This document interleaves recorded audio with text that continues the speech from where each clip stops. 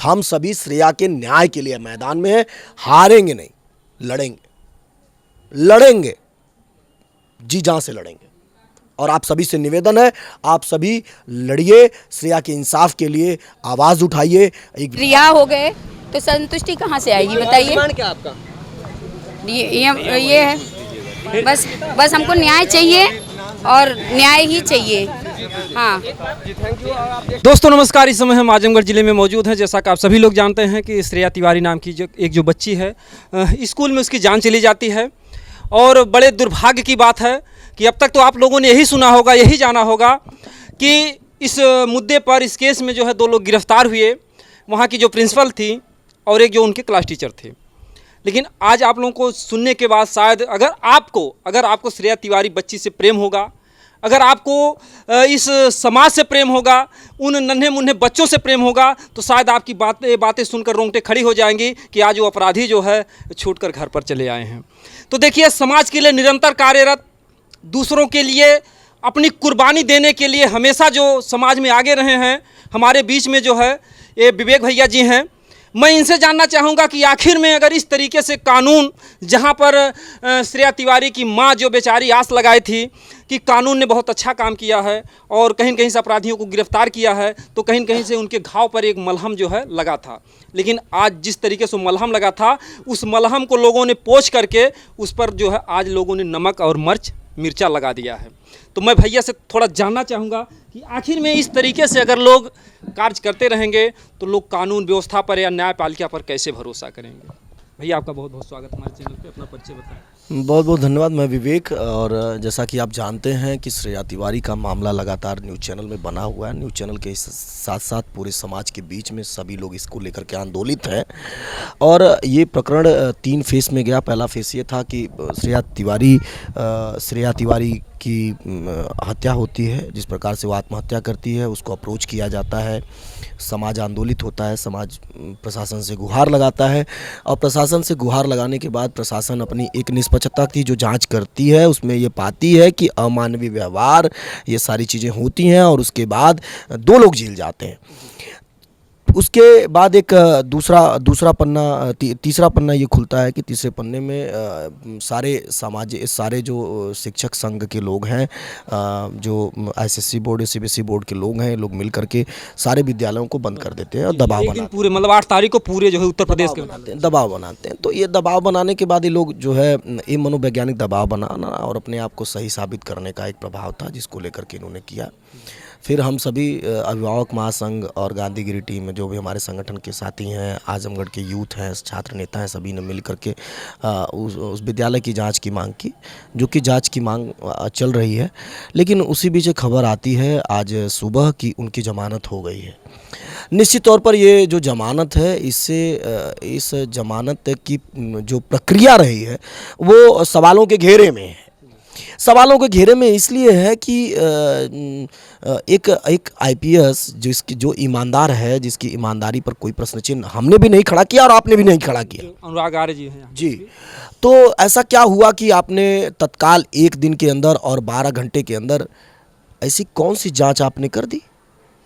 कौन सी ऐसी जांच आपने कर दी, मुझे बता दीजिए। आपने उस 12 घंटे के अंदर, 12 घंटे में जांच हुई, उसको क्लीन चिट दे दिया गया, जमानत की अर्जी एक्सेप्ट कर ली गई और सुबह जमानत हो गई। और वहाँ पर जो है बच्ची के माँ बाप को कुछ पता भी नहीं। देखिए, निश्चित तौर पर इन माफियाओं का ये दुस्साहस है।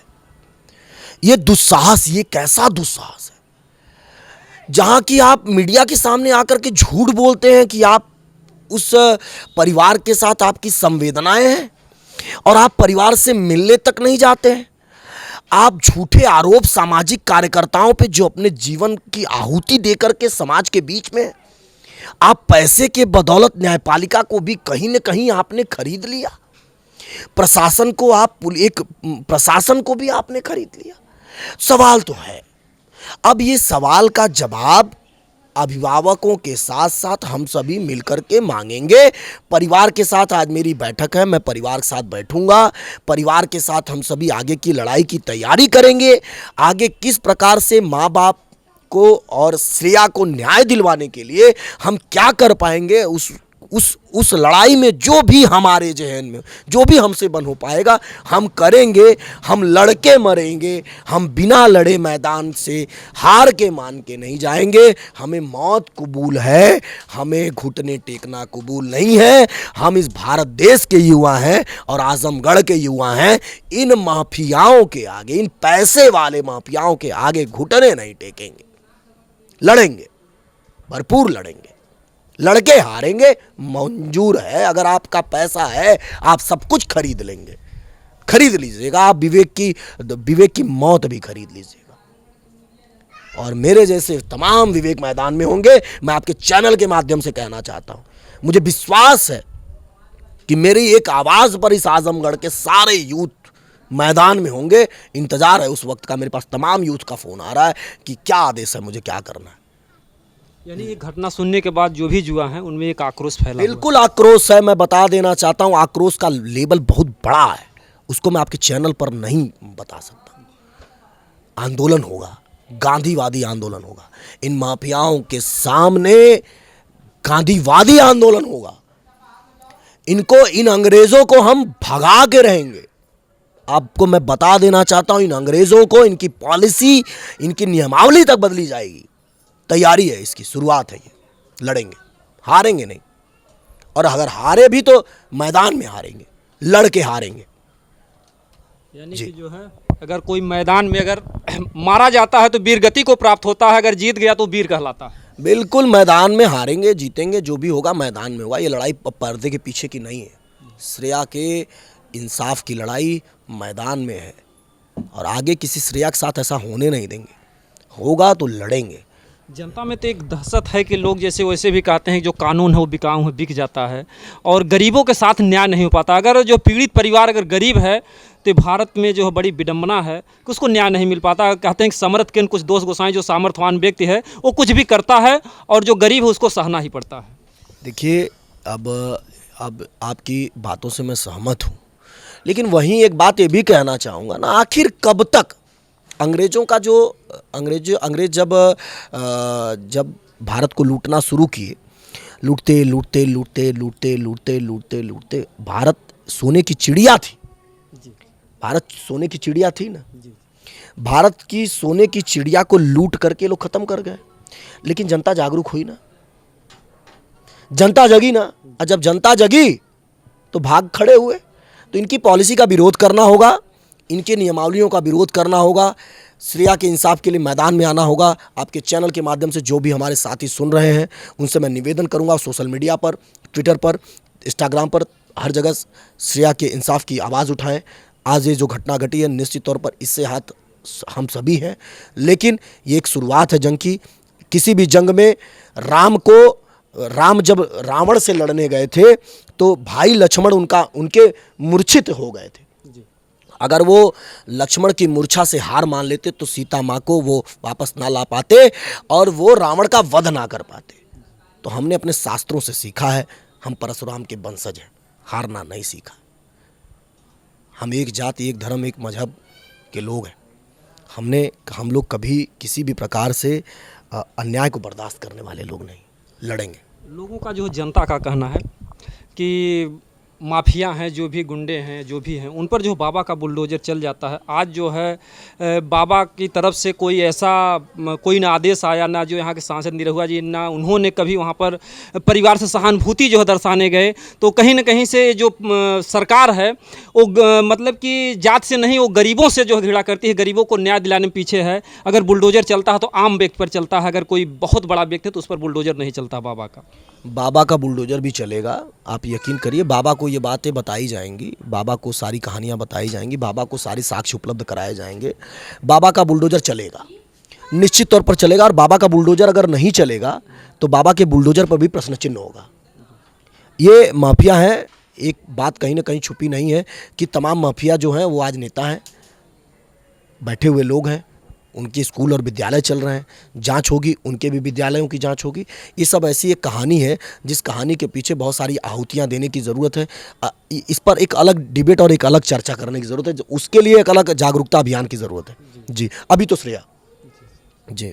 बिल्कुल जो है मैं जो भी हमारे इस वीडियो को देख रहे हैं और जो भाई साहब के विचारों को आप लास्ट में जो जनता से क्या कहना चाहेंगे, जो आजमगढ़ की जनता है, लास्ट में 2 शब्द कह दीजिए जो क्योंकि जो जनता का कहीं न कहीं से जो भी मिल रहे हैं वो यही कहते हैं कि भैया जो कानून है ये गरीबों के लिए नहीं है, गरीबों को इंसाफ नहीं मिल पाता है। और जो लोगों में एक जोश था उस जोश पर थोड़ा सा मतलब कि लोगों का जोश जो है डाउन हो गया कहीं। नहीं, बिल्कुल नहीं। मैं आपको बता दूं, अन्याय की लड़ाई के लिए जब आप मैदान में होते हैं तो पक्ष और विपक्ष चलता है। वो अपने बचाव पक्ष को रखेंगे, आप अपने पक्ष रखेंगे, वो अपने पक्ष रखेंगे। उनके पक्ष में वो सारी चीज़ें जो उन्होंने किया, उनको जो करते बनता था उन्होंने किया है। अब हमें अपनी लड़ाई कैसे आगे लड़नी है, इसको लेकर के हम सभी को आगे आना होगा। कहीं से भी किसी भी प्रकार से किसी को आहत होने की ज़रूरत नहीं है। श्रेया के न्याय के लिए हम सभी मैदान में हैं। हम सभी श्रेया के न्याय के लिए मैदान में हैं। हारेंगे नहीं, लड़ेंगे, जी जान से लड़ेंगे। और आप सभी से निवेदन है, आप सभी लड़िए, श्रेया के इंसाफ के लिए आवाज़ उठाइए। एक विवेक की आवाज़ नहीं, आप सभी के पास तमाम माध्यम है, सोशल मीडिया है, ट्विटर है, इंस्टाग्राम है, उस माध्यम से भी आप ये सभी आवाज़ उठाइए और श्रेया को इंसाफ के लिए आप मैदान में आइए। जी धन्यवाद। बहुत बहुत धन्यवाद आपको। और जिन भाई बंधुओं को लगता है कि हमारा वीडियो जो है श्रेया तिवारी के जो है न्याय के लिए है, तो आप इस वीडियो को ज़्यादा से ज़्यादा शेयर करें ताकि ऐसा जो है हाल की, क्योंकि बेटियां सबके घर में हैं और केवल एक श्रेया का मैटर नहीं है। अगर आज अगर अपराधियों का हौसला बुलंद हुआ तो आगे और भी कितनी श्रेया जो है स्कूल में आहत होंगी, कितनी श्रेया जाएंगी, कितनी माँ जो है, आप लोग जो है चैनल के माध्यम से उस माँ के दर्द को देखिए कम से कम कि आज वो माँ किस तरीके से बिलख रही है। और उस माँ को मैं बता दूं कि दूसरा जो है घाव लग गया, क्योंकि जब माँ वो अपराधी गिरफ्तार हुए तो माँ कहीं ना कहीं से श्रेया तो उसकी नहीं मिल सकती, उसकी बच्ची तो नहीं मिल सकती, जिस बच्ची को उन्होंने 9 महीने पेट में पाला पोसा और कितनी आस और उम्मीद लगाई थी जो है, और बेटी का सपना था आईपीएस बनने का। तो कहीं ना कहीं से जब वो लोग गिरफ्तार हुए तो माँ का जो घाव था थोड़ा उस पर मलहम लगा।